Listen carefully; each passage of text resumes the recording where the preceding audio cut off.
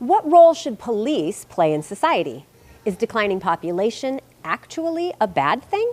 And what does right to farm mean in a state with a housing crisis?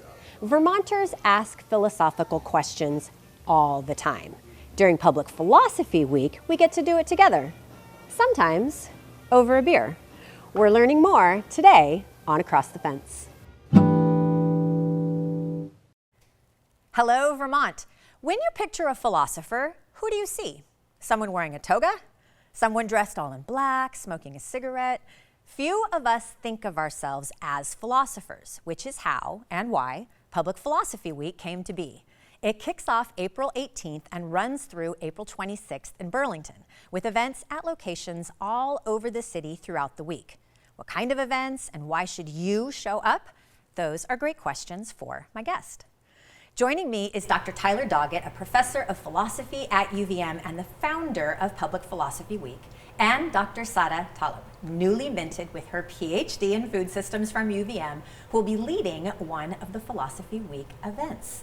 Tyler and Sarra, welcome. Thank you. Thanks, and I'm going to start by acknowledging that these are two of my very dear friends, and so normally I would be very conscientious about addressing them as Dr. Doggett and Dr. Talib.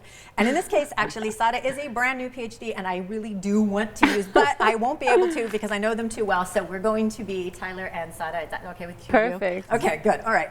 Well, welcome. And okay, Thank Tyler, you. start us off. In the context of something like Public Philosophy Week, what makes someone a philosopher?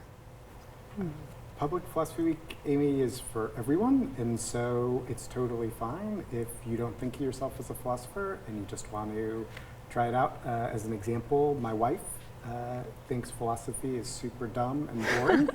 And She's wrong, of course, but I also know her, which is why I can say that. Okay. Sometimes attends Public Philosophy Week events and engages with them, but a lot of other people, I think, have their own ideas, and they want to either share them with their peers, or they just want to hear what someone else thinks about them.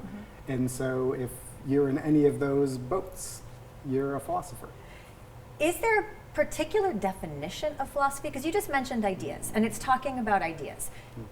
So what makes philosophy philosophy? Okay, so because we're friends, and you ask this question, usually it's on my don't ask list. Okay. Can I just do it through examples? Sure, of course. All right, Examples are a great way to teach. I was driving to the studio today to get here, and so here's a question. What is the most efficient way to get from my house to your studio? Okay. That is not a philosophical question. Like, the right answer to that question is just two laughs and then go straight. But there's a more abstract question in the ballpark, which is what even is efficiency? And then a further question, which is what is the value of efficiency? And those are philosophical questions. Okay, so it's sort of like we take a question and we just keep noodling and poking at it, thinking of it from different angles and directions. Okay, all right, I like that. Okay, well, and Sarra, now here's another example of philosophical question. So in your research, you grapple with issues of waste in the food systems, or in the food system. Did you always think of this as a philosophical question? Yeah, wow. Well, waste is such a big, complex thing. It's very much a product of our own design. Waste, as humans do, doesn't exist in our natural systems. And so there are some fundamentally philosophical questions that need to be asked in order to try and understand and address waste. And so questions like Tyler's favorite, what is waste? What even is waste? Why do we waste? Who gets to determine what is waste and what gets wasted? I'm particularly interested in our cultural normative perceptions of waste and how we can shift those in order to address waste and hopefully design it out of our food system. So whether or not I explicitly always thought of it as waste, as philosophy, initially, it very much is a philosophical question, as most things that you're trying to understand can be. Well, and now this is going to be another one. This might be also on your don't ask question. Is there a difference between what about ethics? Like, is there a difference between philosophy and ethics? I think of ethics as just being a subfield of philosophy, so all the ethical questions, I think, yes, are philosophical Because I think that that's the stuff, when we think of ourselves, like some of those questions that I posed at the beginning, embedded in there, there's sort of some ethical ideas or some ethical issues. So it's one of the things we query about ourselves. Okay, so is there something that makes something a philosophical question, or how does someone do philosophy? Yeah, so in Public Philosophy Week, there are all sorts of formats that the sessions take. Sometimes someone who's running a session will just talk. They'll give a lecture, which is, I think, maybe your stereotype of how these things go. But a lot of the other sessions, in fact, Sarra, you did one last year that was sensational. It's just a group discussion. Yeah. Sometimes we have interviews.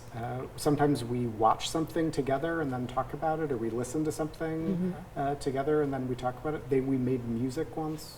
Sometimes, I think multiple times we've had poetry readings or writings. Cool. Yeah. So there are a variety of ways to do it. Yeah. Well, tell us about the inspiration for a Public Philosophy Week. So what do you hope that people get out of it?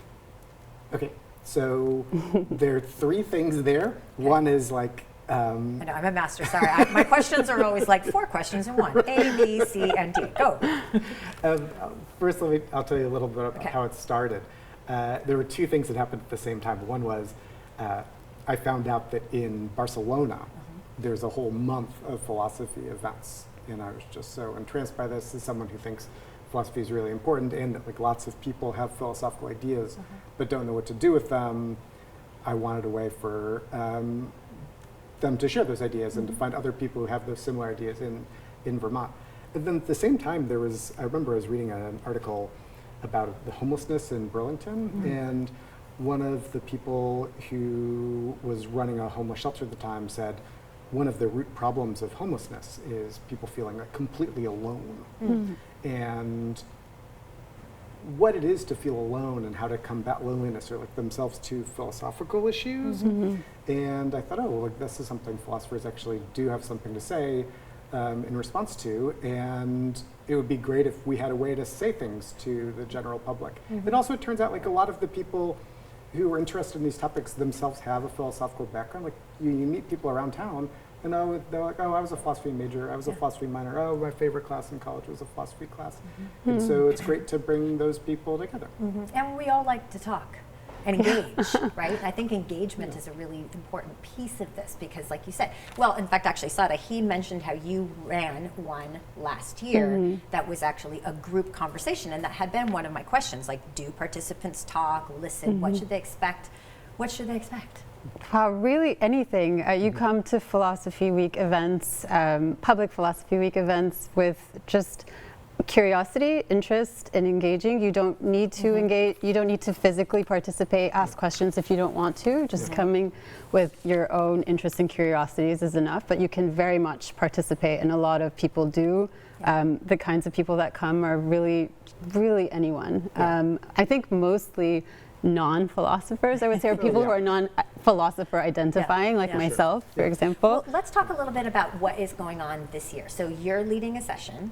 You want to tell us quickly a little bit about what yours is going to be like? Sure. Well, I won't reveal too much, but last year I had the opportunity to run this great session with local restaurant owners in Burlington on the role of local restaurants in sort of promoting a more circular local food system, so one that has waste designed out of it. And we had this wonderful conversation with the owners of Frankie's, which is a great restaurant downtown. Just had a mix of different people having, you know, we had the academics, we had some community members. Will it be sort of similar this year, or are you going to do something like that? It's going to be a sort of a follow-up, a next step, definitely food waste related. Very cool. What else is on the lineup for 2026? There's an event about the philosopher Michel Montaigne. There's an event about pollution.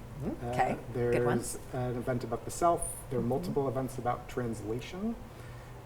Like doing translation and from like philosophical ideas that come up when you're thinking about translation. Oh, interesting. Okay. There's going to be some events for children.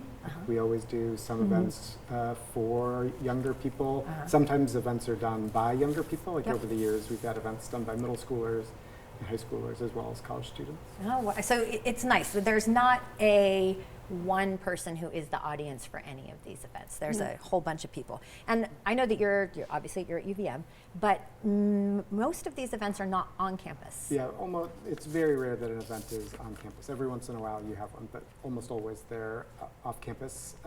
The idea behind that is, of course, people who are on campus have access to philosophy all the time. Like when you were on campus, like you and I had a class together that was in a classroom. Like Sarra and I have had class together in a classroom. But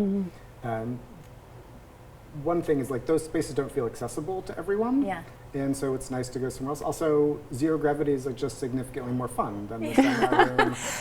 And I think that those types of conversations in these informal spaces, familiar spaces, I think you referred to them at, reminds us all that we do this in our regular lives as well. We just don't tend to formalize it or maybe do it in such large groups, right? Super, exactly. Do you have a favorite memory from years past, Sarra? Because I know you've been to many of these. Yes. So we were just, there's just too many to count, but I think one that I was talking about recently with Tyler was an event on AI. I think it was the first event that Public Philosophy Week had on AI. Yeah, that's right. This was a few years ago. And then at the end of the talk, it was a packed room, like probably, Tyler said it was the most attended So many event questions embedded in AI. ever. Yeah. Someone jumped up and like just blurted out like, when is the singularity coming? Like, just can't wait for it. And I thought that was a really stunning moment. Just really also very interesting to know what your fellow human is thinking about. Yep. So. What about you, Tyler? Any favorite moments? Yeah, for sure.